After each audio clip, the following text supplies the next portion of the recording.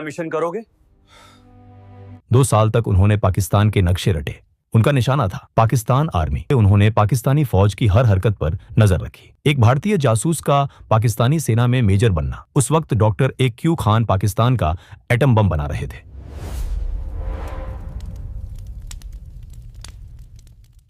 कल्पना कीजिए एक ऐसे आदमी की जो एक साथ 2 जिंदगियां जी रहा था।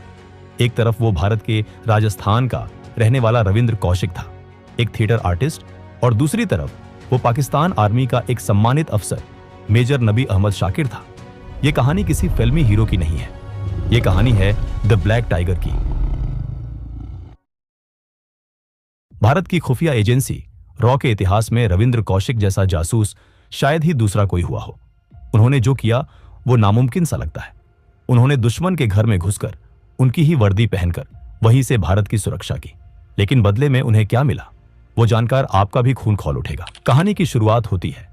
जी सर बताता हूं।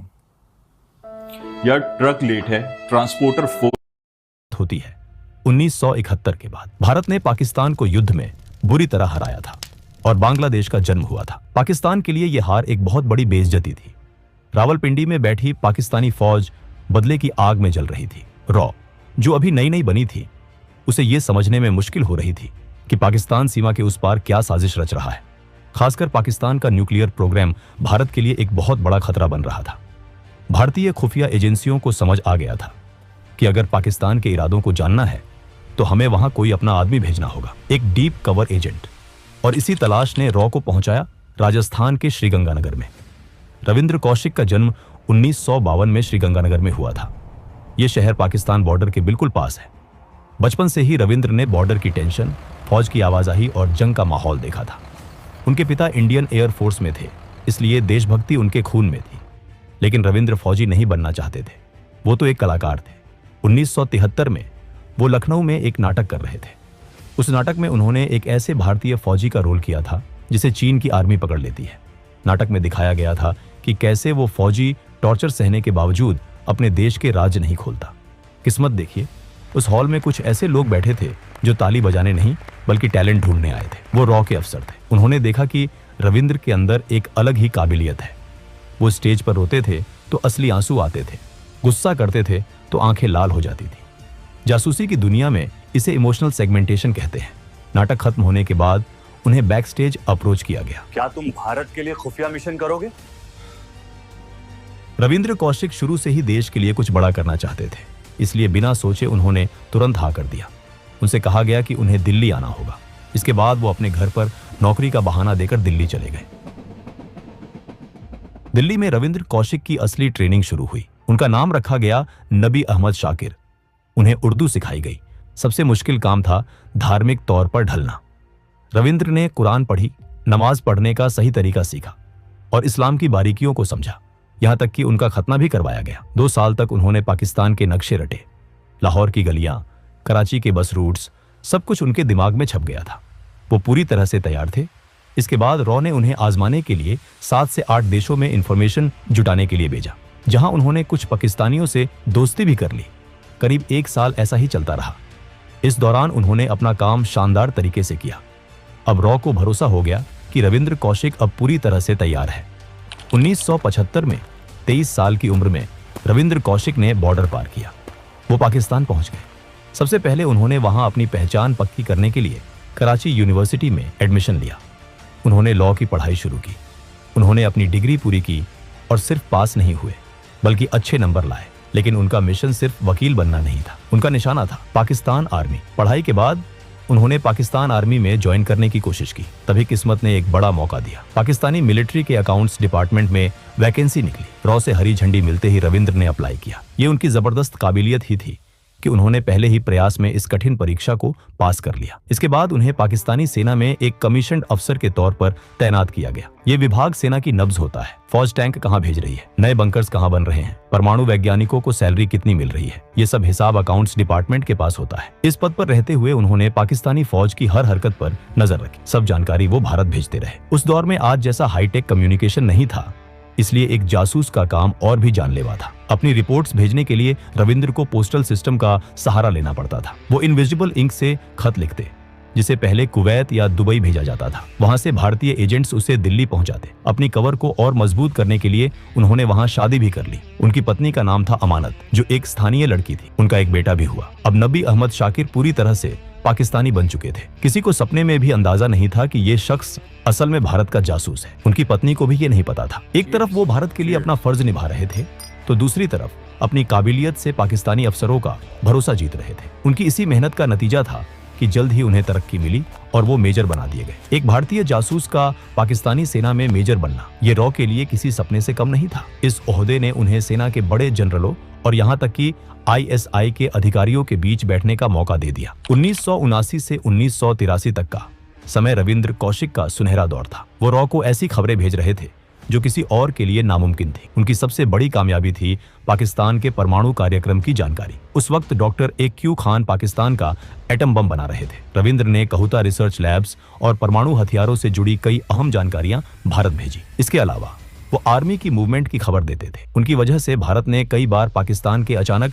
हमलों को रोका। राजस्थान बॉर्डर पर होने वाली कई साजिशें उनकी वजह से नाकाम हुई, जिससे हजारों हिंदुस्तानी सैनिकों की जान बची। उनकी रिपोर्ट्स इतनी सटीक और कीमती होती थीं कि जब ये रिपोर्ट्स प्रधानमंत्री इंदिरा गांधी तक पहुंची तो उन्होंने रविंद्र कौशिक को द ब्लैक टाइगर का खिताब दिया। पाकिस्तान में रहते हुए वो 3 से 4 बार भारत भी आए थे। जब भी उन्हें आना होता, रॉ उन्हें पहले दुबई बुलाती और फिर वहां से भारत भेजती थी। अपने माता पिता को उन्होंने बता रखा था कि वो दुबई में काम करते हैं, ताकि किसी को शक ना हो। वो अक्सर अपने परिवार को चिट्ठियां भी लिखते थे। इस तरह खतरा उठाते हुए उन्हें पाकिस्तान में 8 साल हो गए थे। सितंबर 1983 रॉ को रविंद्र तक कुछ जरूरी संदेश पहुंचाना था। इसके लिए उन्होंने एक नए और कम तजुर्बे वाले एजेंट को चुना, जिसका नाम था इनायत मसीह। जैसे ही इनायत पाकिस्तान पहुंचा, पाकिस्तान की खुफिया एजेंसी ISI की नजर उस पर पड़ गई। इनायत मसीह को पकड़ लिया गया। सियालकोट के इंटेरोगेशन सेंटर में उस पर बेहद टॉर्चर किया गया।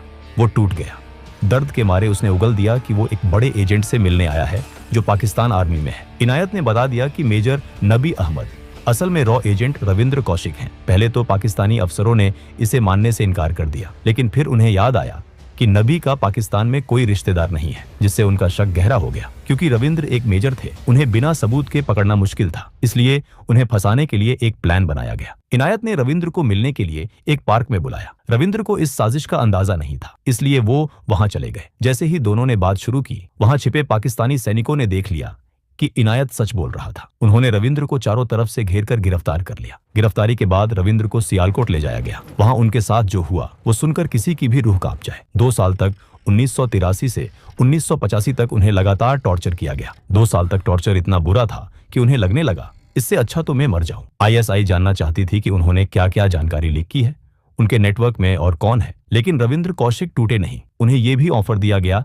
कि अगर वो भारतीय फौज से जुड़ी सीक्रेट्स बताएंगे तो उन्हें छोड़ दिया जाएगा। लेकिन उन्होंने सारे राज अपने सीने में दबाए रखे। 1985 में पाकिस्तान की अदालत ने उन्हें मौत की सजा सुनाई। बाद में पाकिस्तान के सुप्रीम कोर्ट ने इसे उम्र कैद में बदल दिया। मौत टल गई, लेकिन जो जिंदगी मिली वो मौत से भी बदतर थी। अगले 16 साल तक रविंद्र कौशिक पाकिस्तान की अलग अलग जेलों में रहे। जेल के हालात बहुत खराब थे। एक छोटी सी कोठरी, खराब खाना और बीमारी। उन्हें TB हो गया और दिल की बीमारी भी हो गई। लेकिन इससे ज्यादा दर्द उन्हें इस बात का था कि उनका अपना देश, जिसके लिए उन्होंने अपनी जवानी कुर्बान कर दी, अब उन्हें पहचानने से इनकार कर रहा था। अगर कोई जासूस पकड़ा जाता है तो सरकार कह देती है हम इस आदमी को नहीं जानते। भारत सरकार ने भी यही किया। रविंद्र कौशिक को आधिकारिक तौर पर अपना मानने से मना कर दिया गया, लेकिन रविंद्र ने हिम्मत नहीं हारी थी। उन्होंने चुपके से अपने घर वालों को चिट्ठियां लिखी और तब उनके परिवार को पहली बार पता चला कि वो दुबई में जॉब नहीं कर रहे थे, बल्कि पाकिस्तान में एक जासूस थे। इन चिट्ठियों में एक टूटे हुए दिल का दर्द था। एक चिट्ठी में उन्होंने लिखा था, क्या भारत जैसे बड़े देश के लिए कुर्बानी देने वालों को यही मिलता है? उनके परिवार ने भारत सरकार से बहुत मदद मांगी, लेकिन कोई फायदा नहीं हुआ।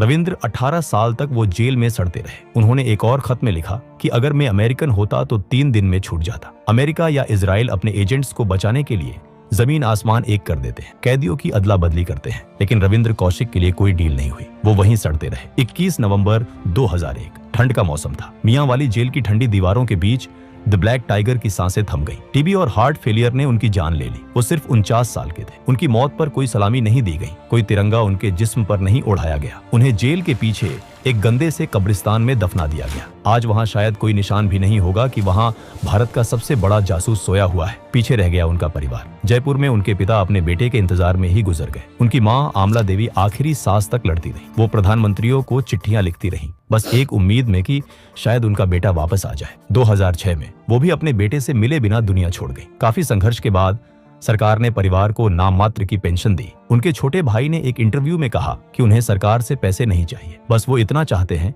कि सरकार रविंद्र के काम को स्वीकार करे। उन्होंने पूछा कि जब फौजियों को इतना सम्मान मिलता है तो सब कुछ छोड़कर दुश्मन के देश में काम करने वाले जासूसों को क्यों नहीं? लेकिन सच यही है कि पकड़े जाने के बाद जासूस का कोई देश नहीं होता। वो जिस देश के लिए जान देता है उसे उस देश की पहचान तक नहीं मिलती। रविंद्र कौशिक आज हमारे बीच नहीं है, लेकिन उनका काम, उनकी हिम्मत और उनका बलिदान इतिहास के पन्नों में दर्ज है। दोस्तों, अगर वीडियो पसंद आया हो तो वीडियो को एक लाइक जरूर करें और चैनल को भी सब्सक्राइब जरूर करें। हम ऐसे ही वीडियो हर हफ्ते लाते रहेंगे।